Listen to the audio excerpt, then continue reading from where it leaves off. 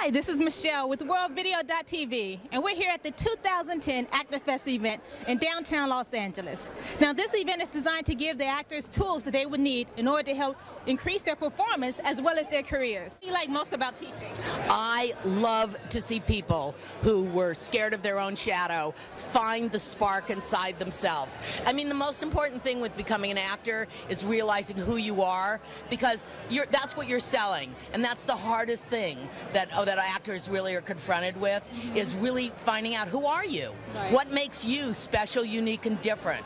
Why should I hire you? You know, the mistake that people make as actors is try to blend in, never blend in.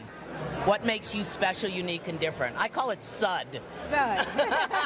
Special, unique, and different. Yeah. I like that, Cynthia. Yeah, because you know what? It's the one thing that you hate about yourself that is what people notice. It's the one thing that you're trying to hide that people notice. And that's the thing you should exploit. That's what makes you different. Well, one of the first things I look for really is training. I like to see what people have done, where they studied, if they're currently studying.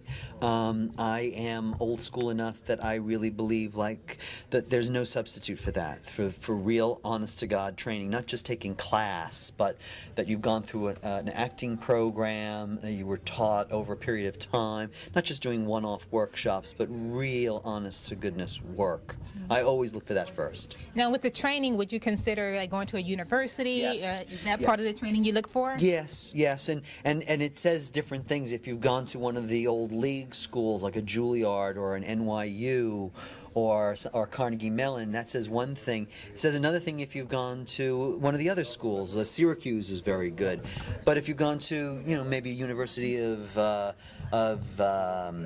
let's say, Wyoming, that isn't known for their theater department, it says another thing, Now, what if someone's gone to maybe like a junior college and done some acting classes, but had also a lot of experience? Was that something that you considered? Well, at some point, of course, experience. Experience is the best teacher. So at some point, you're not going to be able to stay in school. I dropped out of college myself after 2 years. I couldn't afford it, and I had to make a decision. Right. I could either continue to work in the department or work outside and support myself, and I had to go out and work.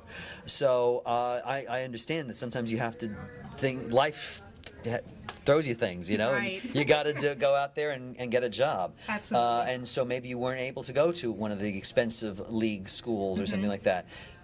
But I'm always looking at that. I'm always looking at that training. And then, of course, experience takes over. Right. Now, I know you've sat through probably thousands of auditions. Yes. Is there one thing that maybe drives you crazy? That Well, actors yes. The do? thing is, I'm always saying, I just said upstairs, I said twice, it's showing up late, showing up unprepared, and wearing too much cologne. Those are the three things that drive casting directors crazy. That's typical, even for job interviews. Don't wear the cologne.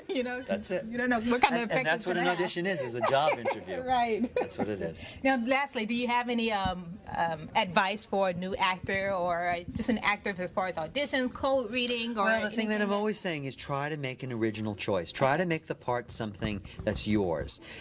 Come up with an original approach, something that that nobody else has come up with.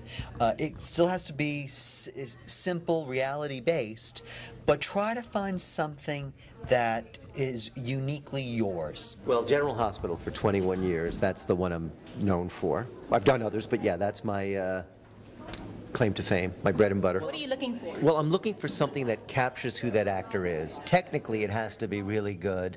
The competition level on quality headshots is very high. There's wonderful photographers. I'm looking for something in the eyes, something that connects with me, something that's real.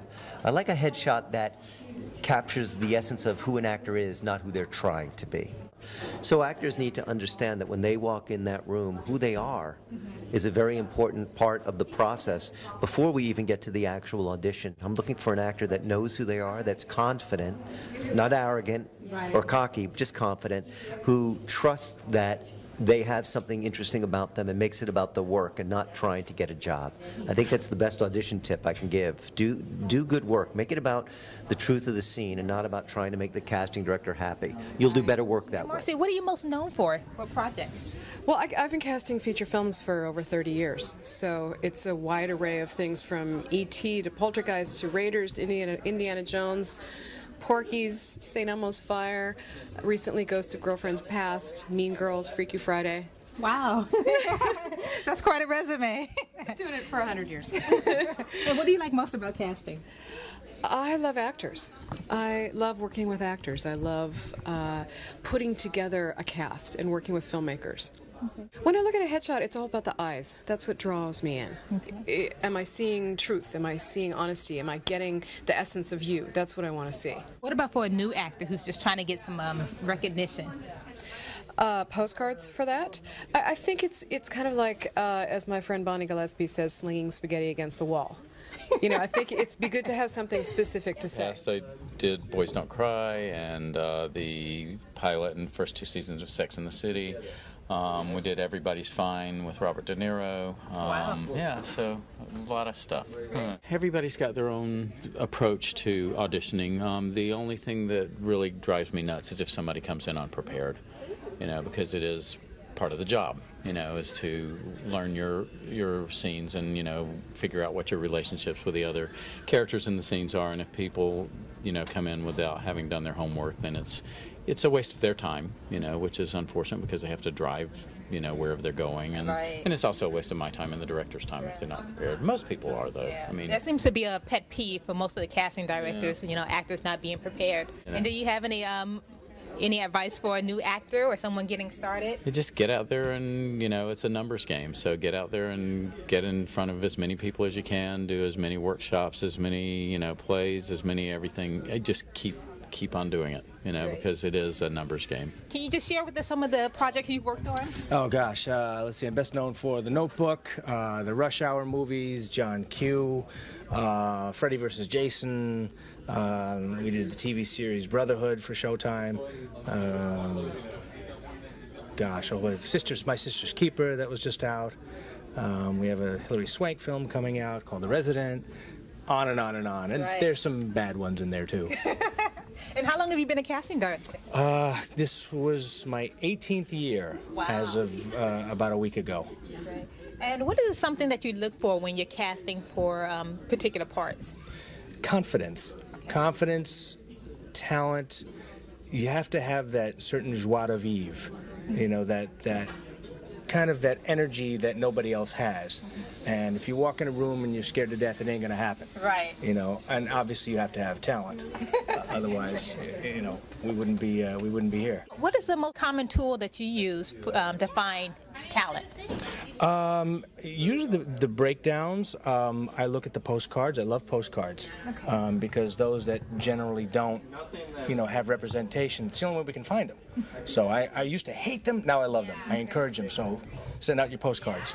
Now I noticed another casting director said he prefers postcards because you don't have to worry about opening a lot of mail. It's just easy, you look at it and you go. What do you feel about that? I absolutely agree. The other thing is that, especially in television, you can't take thousands of pictures and resumes home with you on the weekend. Right. You know, but you take those postcards, they fit in nicely, and you can take them, and in television things change, you know, minute by minute. So like Friday night, you know, you get a call from your producer Sunday, which has happened to me, and they say, oh, we've changed this. So, you know, you look at the postcards and, you know, find somebody you need, and boom, they're in. So you hold on to the postcards more than the... Yep. It's good to know. Yep. It's a tip for all of you.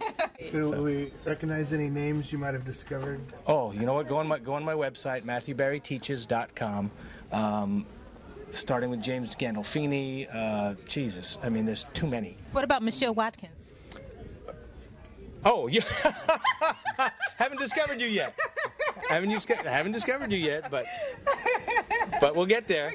We'll get there. Keep bugging me. Keep bugging me. Wow, what a great event.